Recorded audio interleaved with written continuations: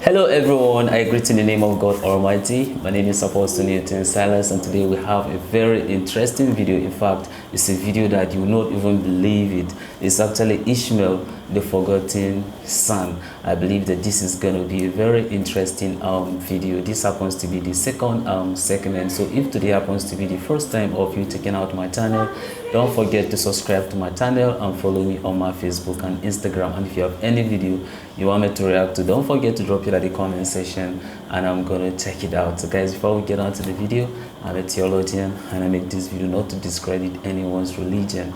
This is basically for educational purposes, and I believe that at the end of this video we all are going to learn from each other. So guys, let's get on to the video and check this out. Yet I will also make a nation of the son of the bondwoman, because he is your seed. So Abraham rose early in the morning and took bread and skin of water, and putting it on her shoulder, he gave it and the boy to Hagar, and sent her away. Then she departed and wandered into the wilderness of Beersheba, and the water in the skin was used up, and she placed the boy under one of the shrubs. Then she went and sat down across from him at a distance of about bow shot, for she said to herself, "Let me not see the death of the boy." So she sat opposite him and lifted her voice and wept. And God heard the voice of the lad. And the angel of God called to Hagar out of heaven and said to her, "What ails you, Hagar? Fear not, for God has heard the voice of the lad where he is. Arise, lift up the lad and hold him with your hand, for I will make him a great nation." Then God opened her eyes, and she saw a well of water. And she went and filled the skin with water, and gave the lad a drink. So God was with the lad, and he grew and dwelt in the wilderness and became an archer.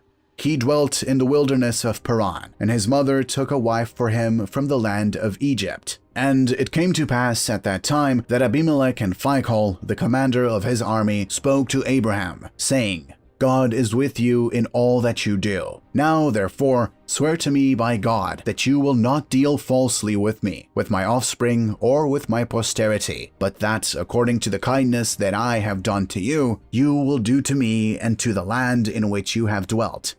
And Abraham said, "I will swear." Then Abraham rebuked Abimelech because of a well of water which Abimelech's servants had seized. And Abimelech said, "I do not know who has done this thing. You did not tell me, nor had I heard of it until today." So Abraham took sheep and oxen and gave them to Abimelech, and the two of them made a covenant. And Abraham set 7 ewe lambs of the flock by themselves. Then Abimelech asked Abraham, "What is the meaning of these 7 ewe lambs which you have set by themselves?" And he said, "You will take these 7 ewe lambs from my hand, that they may be my witness that I have dug this well." Therefore he called that place Beersheba, because the two of them swore an oath there. Thus they made a covenant at Beersheba. So Abimelech rose with Phicol, the commander of this army, and they returned to the land of Philistines. Then Abraham planted a tamarisk tree in Beersheba, and there called on the name of the Lord, the everlasting God. And Abraham stayed in the land of the Philistines many days. This request to expel the handmaid and her son seemed to violate every norm of ancient law. Children of handmaids could be demoted but not cast out if there was a good reason. The fact that Abraham was against such a treatment and followed only God's command suggests that the action taken was not in accordance with contemporary patterns. The question also must be asked whether there was something that Ishmael did that was a threat to Isaac, or whether it was his existence which constituted such a threat. This is bound up with the meaning of Mezaki in Genesis 21:9. Genesis 21:9, New King James Version. "And Sarah saw the son of Hagar the Egyptian, whom she had borne to Abraham, scoffing."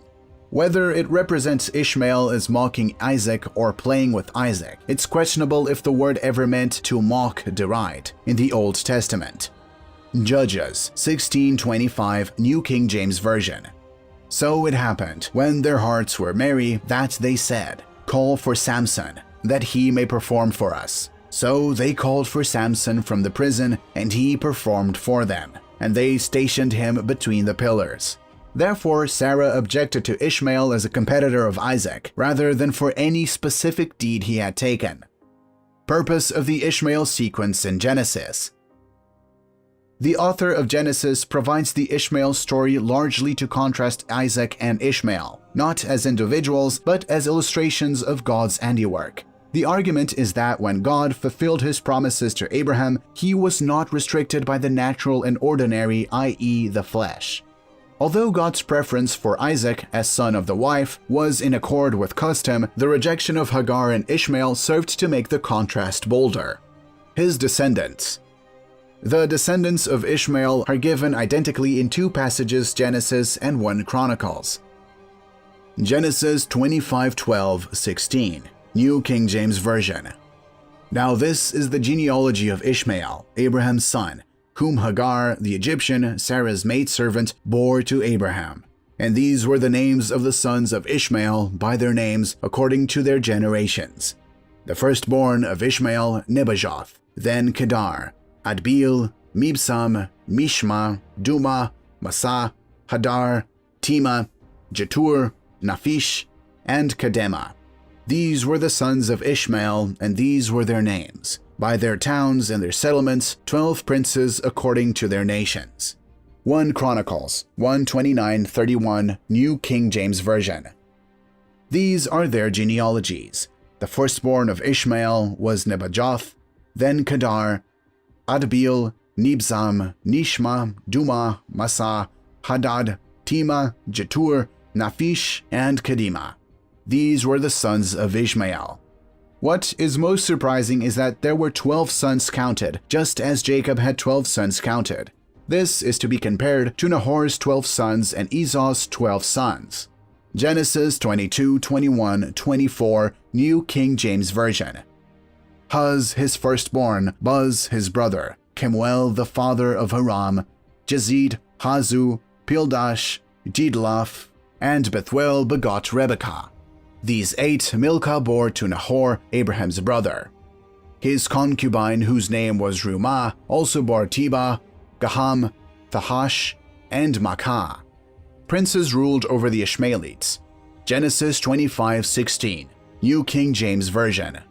These were the sons of Ishmael, and these were their names, by their towns and their settlements, 12 princes according to their nations. These Ishmaelite tribes settled in the general area where their ancestors grew up, namely the Paran wilderness. Genesis 25:18 describes this region as from Havilah to Shur, which is opposite Egypt in the direction of Assyria. Some of his descendants' names appear as tribes in Assyrian chronicles. Genesis 25:18, New King James Version. They dwelt from Havilah as far as Shur, which is east of Egypt as you go toward Assyria. He died in the presence of all his brethren. In accordance with God's statement concerning Ishmael, the Ishmaelites are sometimes shown as hostile to the Israelites. 1 Chronicles 5:19, New King James Version. They made war with the Hagrites, Jetur, Naphish, and Nodab. Genesis 16:12, New King James Version. He shall be a wild man, his hand shall be against every man, and every man's hand against him, and he shall dwell in the presence of all his brethren. Finally, the Ishmaelites are coupled with the Midianites, some of the descendants of Keturah, in some passages, thus suggesting an overlapping of the two terms.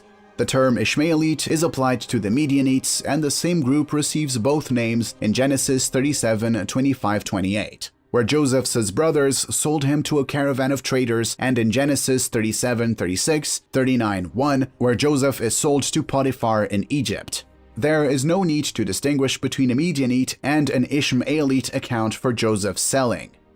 Judges 8:24, New King James Version.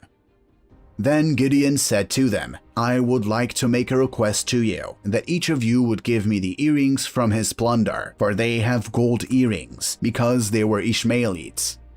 Genesis 37:29-28, New King James Version. And they sat down to eat a meal. Then they lifted their eyes and looked, and there was a company of Ishmaelites coming from Gilead with their camels, bearing spices, balm, and myrrh, on their way to carry them down to Egypt. So Judah said to his brothers, What profit is there if we kill our brother and conceal his blood? Come and let us sell him to the Ishmaelites, and let not our hand be upon him, for he is our brother and our flesh. And his brothers listened. Then Midianite traders passed by. So the brothers pulled Joseph up and lifted him out of the pit, and sold him to the Ishmaelites for 20 shekels of silver. And they took Joseph to Egypt. Genesis 37:36, New King James Version. Now the Midianites had sold him in Egypt to Potiphar, an officer of Pharaoh and captain of the guard. Genesis 39:1, New King James Version. Now Joseph had been taken down to Egypt, and Potiphar, an officer of Pharaoh, captain of the guard, an Egyptian, bought him from the Ishmaelites who had taken him down there. The Ishmael sequence as used by Paul. Although he does not mention Ishmael by name, Paul clearly bases his teaching in Galatians 4 on the Genesis chapters. Ishmael was born in the flesh, and he persecuted him who was born in the spirit. Galatians 4:29, New King James Version. But as he who was born according to the flesh then persecuted him who was born according to the Spirit, even so it is now. The fact that the next verse is a reference from Genesis 21:10 shows that Paul is thinking about the context when he makes the remark about Ishmael persecuting Isaac. Genesis 21:10, New King James Version. Therefore she said to Abraham, Cast out this bondwoman and her son, for the son of this bondwoman shall not be heir with my son, namely with Isaac. Wow, this is a very interesting video, listening to this narration concerning Ishmael, Isaac, and then his descendants. Of course, I just know that this is going to be a very different one with the Islamic perspective about this narration, and I think it would be good that I also hear the Islamic perspective about Ishmael, which I want you to put it at the comment section. Bring your suggestion at the comment section concerning Ishmael, and if there's a video you understand concerning that, you can also drop it there so that I can also check it out.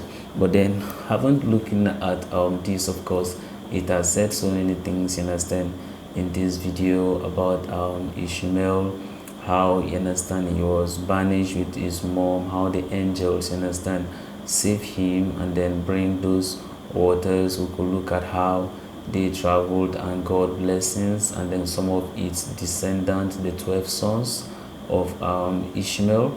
We also look at how Esau and his son also married one of the daughter of Ishmael and all that. It was just a very interesting video, and I believe that we all have actually, you understand, learned from this. It was very informative video, but I don't want to use sentiment, you understand, in analyzing or talking about this video. And that's why I am saying that if there's a video that has to do with Ishmael that's based on the Islamic perspective, drop it at the comment section. I am going to react to it, but therefore I'm going to make reference to this very video. Okay, yeah, so when I'm reacting to it, I'm making the reference. Don't feel like, hey, how this one comes about. So just know that I am making reference to this very video, Ishmael the Forgotten Son. It's just a very interesting one, and I know that maybe probably some who are not of maybe Christian faith may be hearing this for the first time. No offense, please.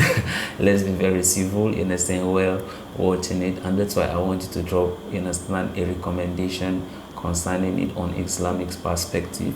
Let me check it out, then I'll make my reference, you understand, when making comment on it. So guys, this is the end of my video. If you like my reaction, you should like, share and subscribe, and if you have any video you want me to react to, don't forget to drop it at the comment section and I'm gonna check it out. So guys, you remain blessed, and I see you in my next video.